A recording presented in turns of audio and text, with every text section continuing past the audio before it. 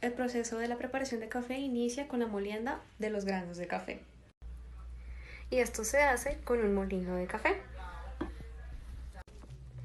Este molino cuenta con unas cuchillas que son las que hacen la molienda y con un botón que es el que activa las cuchillas. Este se mantiene presionado durante cierto tiempo según el tipo de molienda que se desee, gruesa, media o fina. En esta operación hay una transferencia de momentum asociada al movimiento de las cuchillas y también a la molienda del grano. Sin embargo, la operación principal es la transformación de los granos a un polvo fino, de manera que se aumenta el área superficial del café. Las variables importantes de esta operación son la velocidad de rotación de las cuchillas, el tiempo de molienda, el tamaño de los granos, así como su cantidad, y la posición, longitud y altura de las cuchillas. La siguiente operación unitaria que tenemos en este proceso es el intercambiador de calor. En este caso sería un calentamiento. Aquí lo que se busca es aumentar la temperatura de la masa de agua que se suministra mediante la transferencia de energía de una fuente de calor.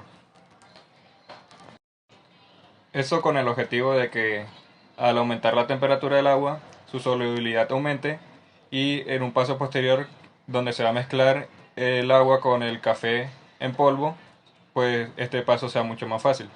Las variables de ingeniería que tenemos que considerar son las propiedades del fluido y la cantidad suministrada, la tasa de energía proporcionada y a su vez tenemos que saber el material del recipiente para conocer sus constantes y las dimensiones del mismo para poder realizar los cálculos.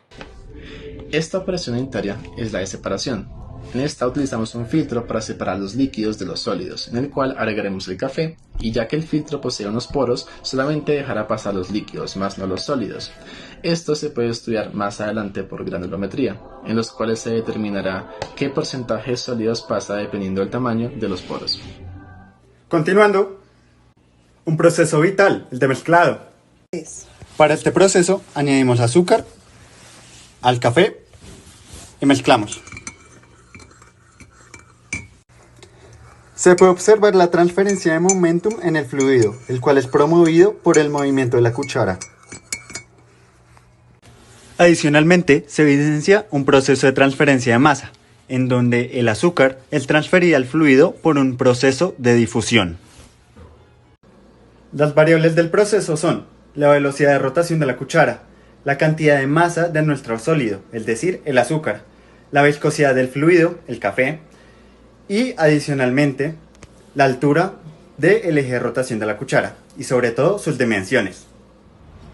Por último tenemos el almacenamiento como operación unitaria, para lo cual usaremos un termo como este. Los fundamentos de ingeniería química que intervienen en el diseño de un termo son los siguientes. La termodinámica, debido a que se busca retener el mayor calor posible, para lo cual es importante tener en cuenta el tamaño del termo. También intervienen los fenómenos de transporte que se asocian a la transferencia de calor, debido a que el fluido al envasar, en este caso el café, se encuentra a una temperatura mayor que el termo. Teniendo en cuenta lo anterior, las variables de ingeniería que se deben analizar para lograr satisfacer las necesidades del consumidor son el material, del cual debemos conocer algunas propiedades como el calor específico y la conductividad térmica. También en este sistema de paredes compuestas se debe tener en cuenta el espesor del aislante.